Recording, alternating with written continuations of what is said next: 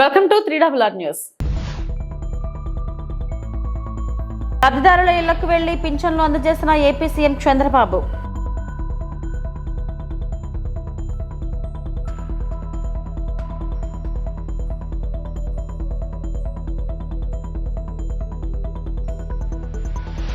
వేధింపులకు భయపడదే లేదు, వైఎస్ఆర్సీపీని వీడేదే లేదు.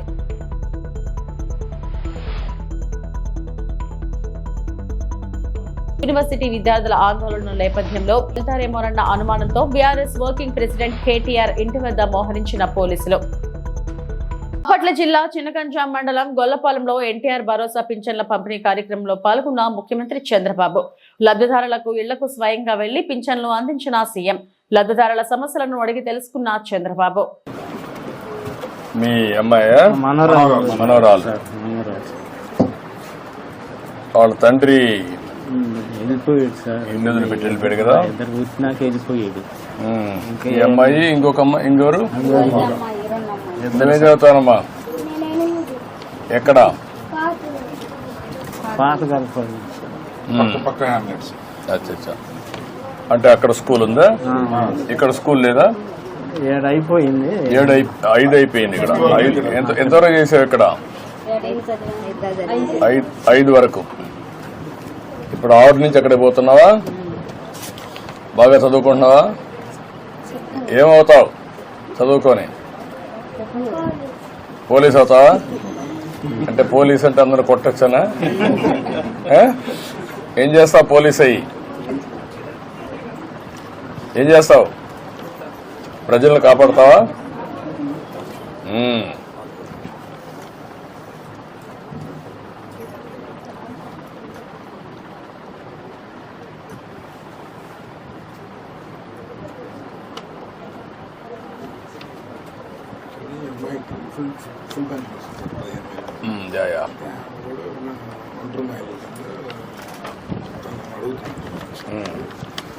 అది 7 years దాటితే ఎఫ్ఐఆర్ చేసి అతను చనిపోయినట్టు అతను వెళ్ళిపోయాడు తెలియదు. ఎఫ్ఐఆర్ చేశాను 10 years అయింది సార్. వెళ్ళిపోయి 7 years దాటితే తీసుకుంటారు సార్ పోలీసు. మన ఎఫ్ఐఆర్ కూడా సంవత్సరం గారు రాపించారు. రిపోర్ట్ రాగానే అట్లానే పాపకి రెసిడెన్షియల్ స్కూల్లో సీట్ అడిగారు సార్. పాపకి 8th క్లాస్కి. మనం ఇప్పుడు వచ్చే అకాడమిక్ ఇయర్ లో అమ్మాయిని సోషల్ వెల్ఫేర్ గురుకుల పాఠశాల గర్ల్స్ ఉంది బాపట్లలో కస్తూర్బాలో అడ్మిషన్ చేపిస్తాం. రెండు ఇల్లు ఒకటే? ఇల్లు హౌస్ ఒకటే సార్. ఏమంటారు? ఒకటే సార్ ఇల్లు.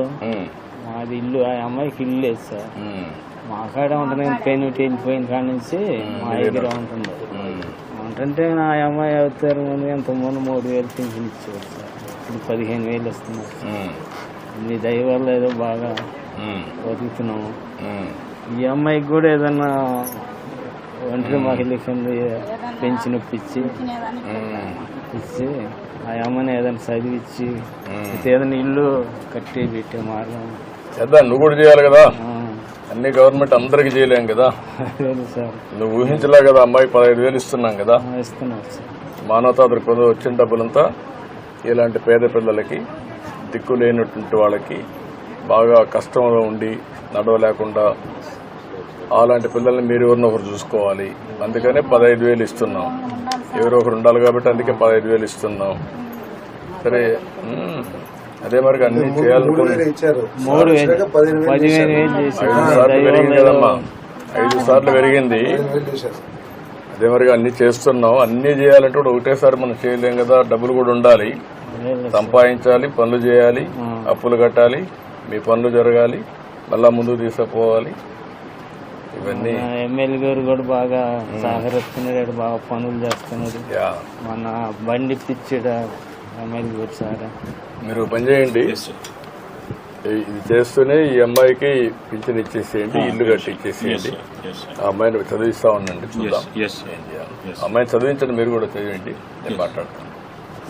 కొంచెం శ్రామత లేదు సార్. ఏదన్నా దయచేసి అదే మేము చదివిచ్చే శ్రామత ఏదో మీరు చిన్నగంజాం 1.18 కోట్లతో 2 గ్రామాల్లో 4 పంట కాలువ రోడ్ల పనులకు శంకుస్థాపన చేసిన మంత్రి నిమ్మల రామానాయుడు. ఎలమంచిలి మండలం అడవిపాలెం గ్రామంలో కొంతేరు ఛానల్ పై గ్రావెల్ రహదారికి, మేడపాడు గ్రామంలో మేడపాడు బ్రాంచ్ ఛానల్ పై గ్రావెల్ రహదారికి, OHS 6 వద్ద మేడపాడు బ్రాంచ్ ఛానల్ పై గ్రావెల్ రహదారికి, పెనమర్రు రోడ్డుకు ఎదురుగా ఇటుకల బట్టి వద్ద మేడపాడు బ్రాంచ్ ఛానల్ పై గ్రావెల్ రహదారులకు భూమి పూజ చేసి శంకుస్థాపన శిలా ఫలకాలను ఆవిష్కరించారు. గత ప్రభుత్వం రైతులకు మేలు జరిగే ఒక్క రోడ్డు కూడా వేయలేకపోయిందని, నేడు గ్రావెల్ రోడ్డు మాకు ఎంతగానో ఉపయోగపడతాయని పెద్ద సంఖ్యలో రైతులు ఆనందం వ్యక్తం పరిచారు. రైతులు పంటలు పండించుకున్నటకు, పండిన పంట ఇంటికి తీసుకొని వచ్చుటకు గ్రావెల్ నిర్మాణాలు ఎంతగానో ఉపయోగపడతాయని పాలకొల నియోజకవర్గంలో పంటల కాలువల 100 గ్రావెల్ రోడ్ల నిర్మాణాలకు శ్రీకారం చుట్టి లాభసాటి వ్యవసాయాన్ని రైతులకు అందించడమే కూటమి ప్రభుత్వ లక్ష్యంగా తెలిపారు.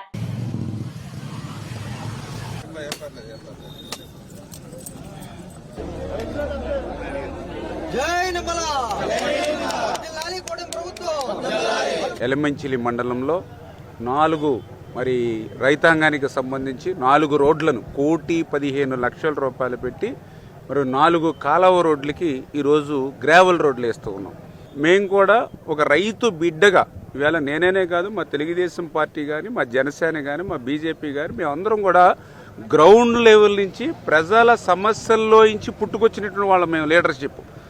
ఆ రకంగా నేను కూడా ఒక రైతు బిడ్డగా చిన్నప్పటి నుంచి తండ్రితో పాటు పొలానికి పోయి తొరాలేసి ఆకు తీసి గట్టులంకలేసేటువంటి సమయం కానీ, అదేవిధంగా 2 బస్తాలు ఏదైతే ఎరువులు పొలాలు పట్టుకెళ్లాలని అంటే నెత్తి మీద పెట్టుకుని మరి మొకాళ్ళు వరకు కూడా బురదలో నడిచిలేటువంటి స్థితిలో అనుకునేవాళ్ళం. అరే ప్రభుత్వం రైతు ప్రభుత్వం అంటారు, రైతును రక్షించాలంటారు, కనీసం పొలానికి వెళ్ళడానికి రోడ్లు వేయలేకపోతున్నారు ఏంటని అనుకునేవాళ్ళం.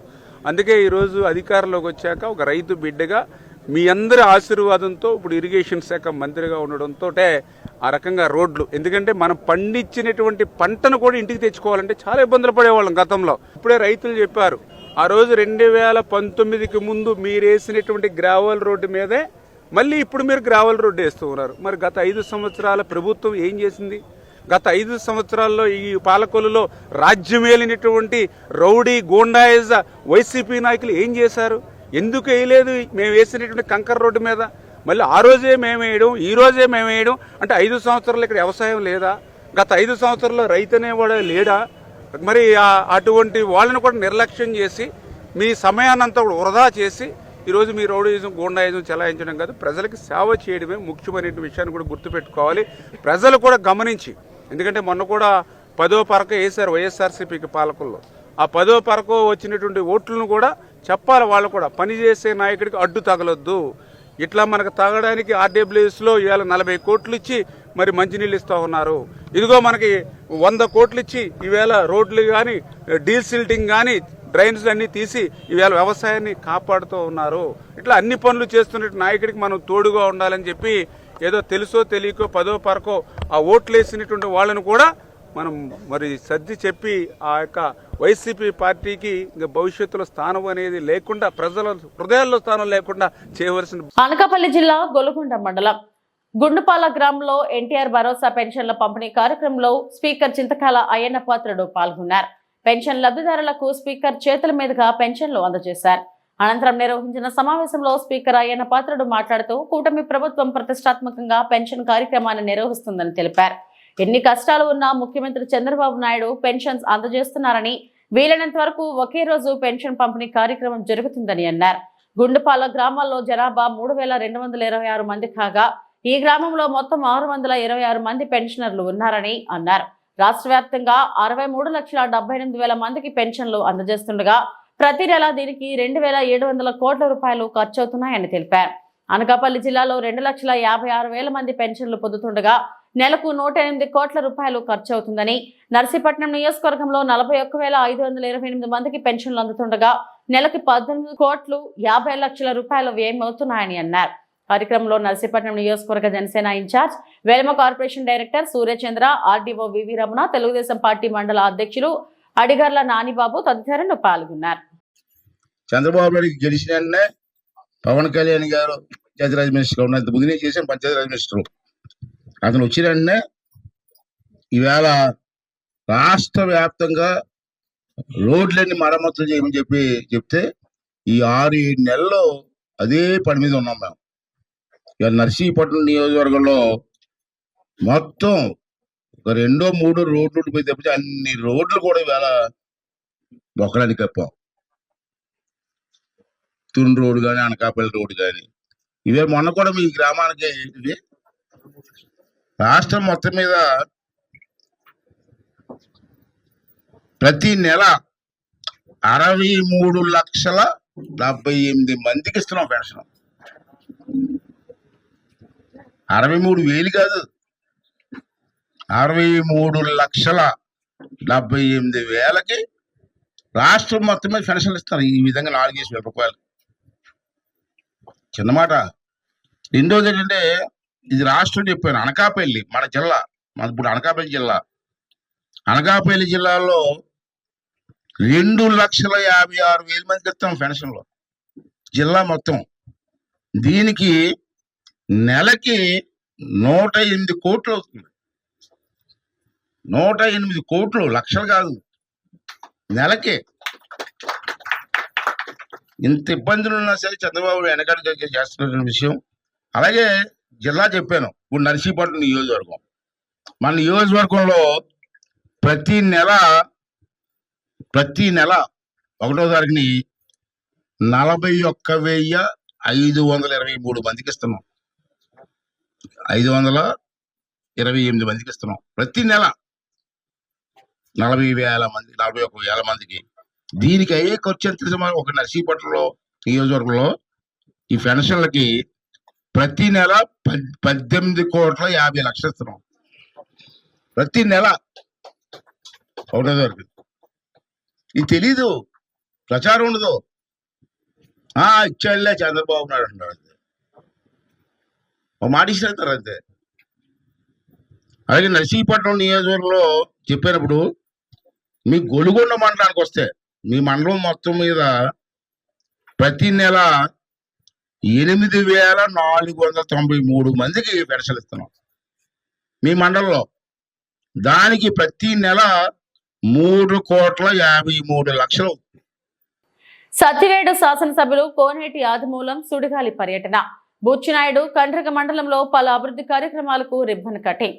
ఈ కార్యక్రమంలో ముందుగా ఉదయం 9 గంటలకు కంపాలంలో కూటమి ప్రభుత్వం అధికారంలోకి వచ్చిన తర్వాత కొత్తగా నిర్మించిన సిమెంట్ రోడ్లకు రిబ్బన్ కట్ చేశారు. అనంతరం బుచ్చినాయుడు కండ్రిక బీసీ కాలనీ నందు నూతనంగా నిర్మించిన సిమెంట్ రోడ్లకు రిబ్బన్ కట్ చేశారు. మరియు పద్మావతిపురంలో నూతనంగా నిర్మించిన సిమెంట్ రోడ్లను అలాగే ఏప్రిల్ 1వ తారీఖున కావడంతో పలువురికి పెన్షన్ అందజేశారు. అలాగే మండలంలోని వ్యవసాయ అధికారి భారతి ఆధ్వర్యంలో అర్హులైన వ్యవసాయ రైతులకు ట్రాక్టర్, నాగళ్లు, పురుగుమందు పిచికారి, కేజీ వీల్స్, రోటవేటర్లు అందజేశారు.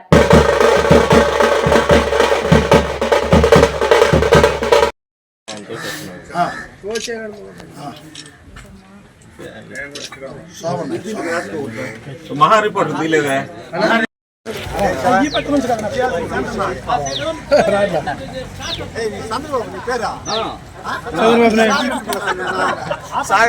రోజు మీతో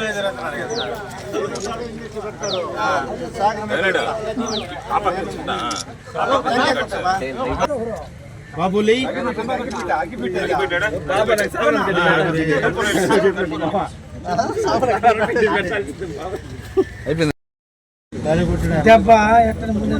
గౌరవ ముఖ్యమంత్రి గారు, ప్రధానమంత్రి గారు, ఉప మంత్రి, పంచాయతీరాజ్ శాఖ మంత్రులు, విద్యాశాఖ అందరి సహాయంతో మన నియోజకవర్గంలో సత్యకు సంబంధించి 7 మండలాల్లో కూడా దరిదాపుల ఎన్ఆర్ఎస్ కింద 17 కోట్లు, ఇరిగేషన్ దగ్గర 3 కోట్లు, అలాగనే వివిధ రోడ్లకు సంబంధించి ఒక 5 కోట్లు, మళ్ళీ ఇప్పుడు ఈ కాజువేలి బ్రిడ్జిల కోసం ఒక 30 కోట్లు, ఇవన్నీ కూడా ప్రాసెస్ ఉంది.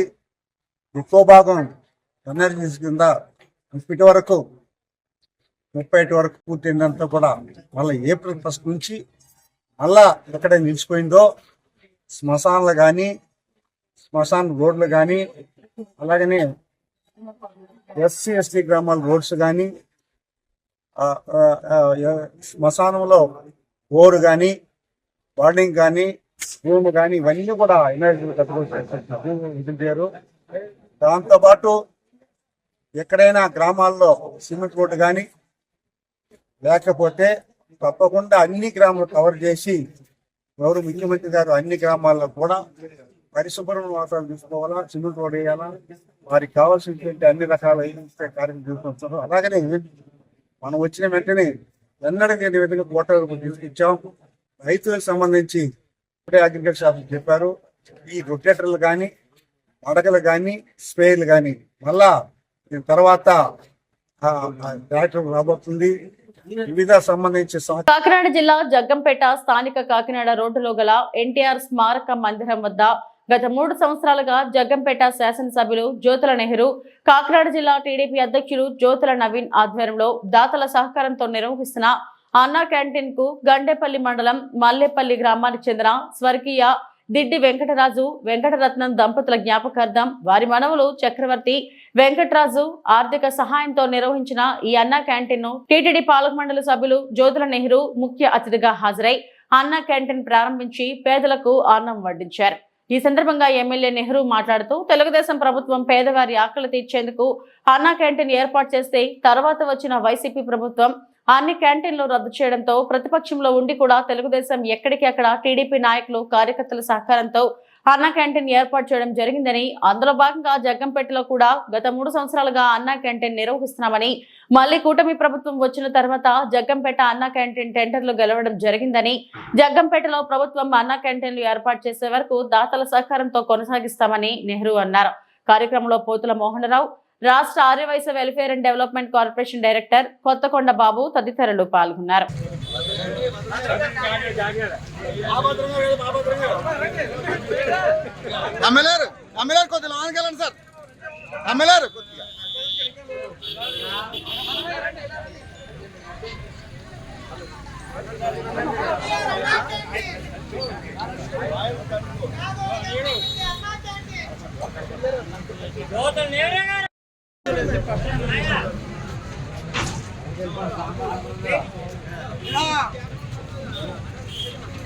సాంబారు పెరుగు రైస్ అక్కడమ్మా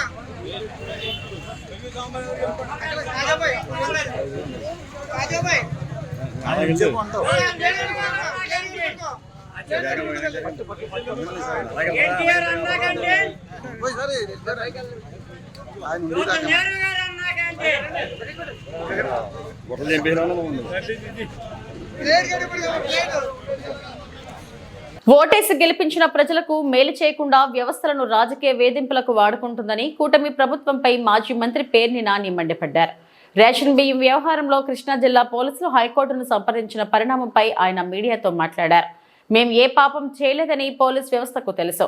ప్రభుత్వానికి జరిగిన నష్టానికి రెట్టింపు జమ చేశాం. అయినా నా భార్య జయసుధపై 7 సంవత్సరాల పైబడి శిక్ష పడే సెక్షన్ పెట్టి అరెస్టు చేయాలని చూశారు. ఆ సెక్షన్లు ఈ కేసుకు వర్తించవని జిల్లా కోర్టు నా భార్యకు బెయిల్ మంజూరు చేసింది. ఇప్పుడు నా భార్యకు ఇచ్చిన బెయిల్ ను రద్దు చేయాలని హైకోర్టుకు వెళ్లారు. మా కుటుంబంపై తప్ప సివిల్ సప్లై శాఖ ఇంతవరకు ఎవరిపైనా ఒక క్రిమినల్ కేసు పెట్టలేదు. అసలు సివిల్ సప్లై శాఖ అనేది ఏర్పడిన తర్వాత ఇప్పటి వరకు ఎవరిపైనా క్రిమినల్ కేసులు లేవు. సాక్షాత్తు సివిల్ సప్లై మంత్రి వెళ్లి 22,000 టన్నుల బియ్యం పట్టుకున్న కేసు లేదు. Seize the ship, seize the godown అన్న ఎవరిపైనా క్రిమినల్ కేసు లేదు. వాళ్లపై పెట్టింది కేవలం 6A కేసు మాత్రమే. నాకు ముందు కానీ నా తర్వాత కానీ ఒక్కరిపైన కూడా క్రిమినల్ కేసులు పెట్టలేదు. కేవలం కక్ష సాధింపు చర్యలో భాగంగానే నాపై నా భార్యపై క్రిమినల్ కేసులు పెట్టారు. ఎన్నో జరుగుతున్నా అన్ని 6A కేసులే. ఈ పరిస్థితి చూస్తేనే వాళ్ళ దిగజారుడుతనం తెలుస్తుంది. నన్ను, నా భార్యను, నా కొడుకును ఎన్ని ఇబ్బందులు పెట్టినా ఎదుర్కొంటాం. ఆఖరికి జైలుకైనా పోతాం. అంతేకాని వైఎస్ఆర్సీపీ నుంచి తప్పుకునేది లేదు. ఎల్లప్పుడూ జగన్ వెంటే ఉంటాం. కూటమి తప్పుల్ని ఎండగడుతూనే ఉంటామని పేర్ని నాని అన్నారు. ప్రభుత్వానికి జరిగినటువంటి నష్టం మొత్తాన్ని రెట్టింపు మొత్తం జమ చేసినప్పటికి కూడా ఇవాళ నా భార్య శ్రీమతి పేర్ని జయసుధా గారిది జిల్లా కోర్టులో ఇచ్చినటువంటి బెయిల్ ఏదైతే 7 సంవత్సరాల పైబడి ఒక సెక్షన్ పెట్టి అరెస్ట్ చేయాలని చూశారో ఆ సెక్షన్ అసలు చెల్లదు, వర్తించదు వీరికి అని చెప్పని జిల్లా కోర్టులో తీర్పు ఇచ్చినప్పటికి కూడా మళ్ళీ హైకోర్టులో బెయిల్ క్యాన్సిల్ చేయమని మూవ్ చేసి వాళ్ళ కేసు కోర్టుకు వచ్చింది. ఈ కేసు ఏంటంటే అంటే ప్రభుత్వంలో అందరూ కానీ లేదా అధికారులు కానీ ఆశ్చర్యపోయేది, కానీ మీడియా ద్వారా ప్రజలకు కూడా నేను వాళ్ళని ప్రశ్నిస్తున్నాను. ఆంధ్రప్రదేశ్ రాష్ట్రంలో సివిల్ సప్లైస్ శాఖ ఏర్పడిన దగ్గర నుంచి ఇంతవరకు అంటే డిసెంబర్లో మా మీద కేసు నమోదు చేశారు.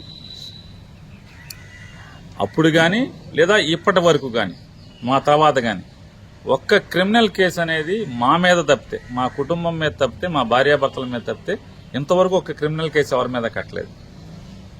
రెండోది, సాక్షాత్తు సివిల్ సప్లైస్ శాఖ మంత్రి వెళ్ళి 22,000 టన్నులు పట్టుకున్నాను అని చెప్పని గోడౌన్లు సీజ్ ద గోడౌన్స్ అని చెప్పి పెద్ద పెద్ద రంకులేసినప్పటికి కూడా వాళ్ళెవరి మీద క్రిమినల్ కేసు లేదు. అందరి మీద 6A కేసే. తర్వాత చాలా జరుగుతున్నాయి, అన్ని 6A కేసులే. క్రిమినల్ కేసు నాకు ముందు కానీ నా తర్వాత కానీ ఒక్కరి మీద కూడా క్రిమినల్ కేసు సివిల్ సప్లైస్లో లేదు అంటే దాన్ని బట్టి వీళ్ళ పోకడ ఎట్లా ఉంది, వీళ్ళ దిగజారుడితనం ఎట్లా ఉందో కూడా ప్రజలు గమనిస్తున్నారని చెప్పని చెప్తూ ఇంకోటి కూడా వాళ్ళకి హెచ్చరిక చేయదలుచుకున్నాం, లేకపోతే చెప్పదలుచుకున్నాం. నన్ను, నా భార్యని, కొడుకుని మీరు వేధించినా, మానసికంగా ఒత్తిడి చేసినా, మమ్మల్ని జైల్లో పెట్టినా, నా భార్య కూడా ఒకటే చెప్తుంది, అవసరమైతే మనం జైలుకి వెళ్దాం, న్యాయం జరుగుద్దని నమ్మకం ఉంది. హైదరాబాద్ సెంట్రల్ యూనివర్సిటీకి చెందిన 400 ఎకరాల భూముల్లో జరుగుతున్న పర్యావరణ విధ్వంసానికి వ్యతిరేకంగా యూనివర్సిటీ విద్యార్థుల ఆందోళన నేపథ్యంలో వారికి మద్దతుగా వెళ్తారేమోనన్న అనుమానంతో బీఆర్ఎస్ వర్కింగ్ ప్రెసిడెంట్ కేటీఆర్ ఇంటి వద్ద మోహరించిన పోలీసులు.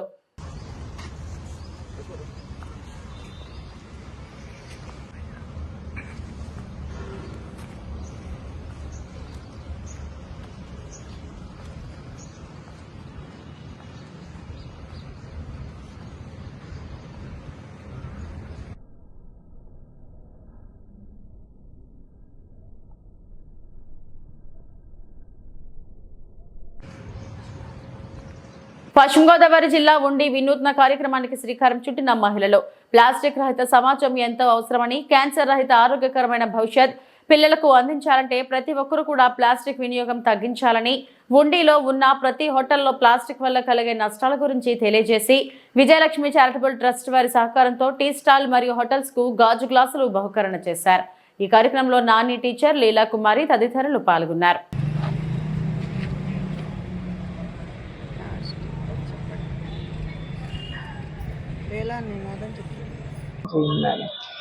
అందరూ ప్లాస్టిక్ నిర్మూలన కోసం ప్రయత్నం చేస్తున్నామండి.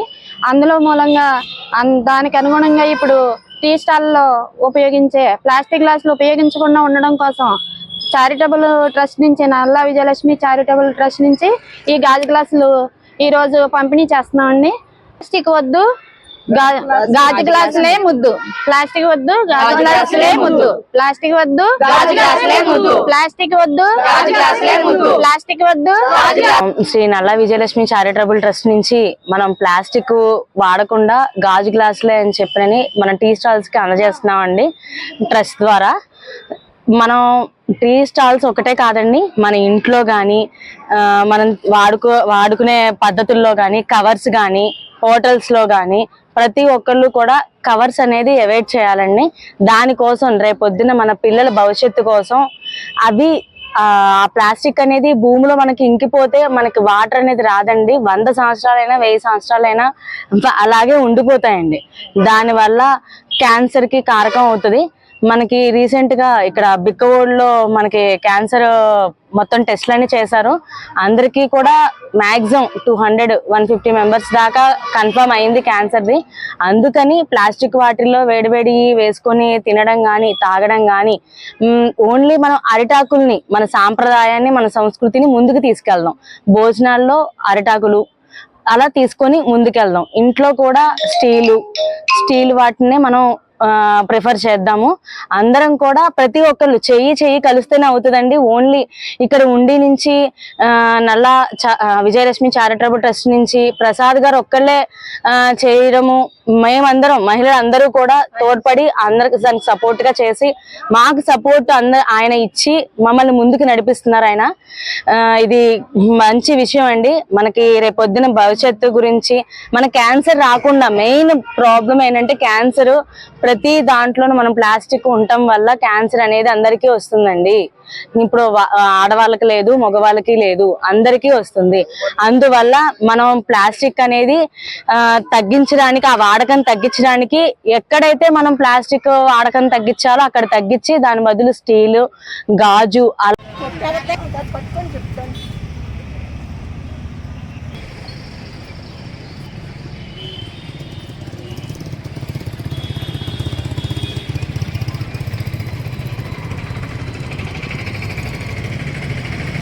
ప్లాస్టిక్ గ్లాసులు అసలు వాడద్దు. ఇది వాడతా మీకు ఇంకా కావాలంటే మీరు కొనుక్కొని వాడండి అండి. చెప్పండి. ఇవి ఇప్పటివరకు నా బులెటిన్ అప్డేట్స్. నమస్తే.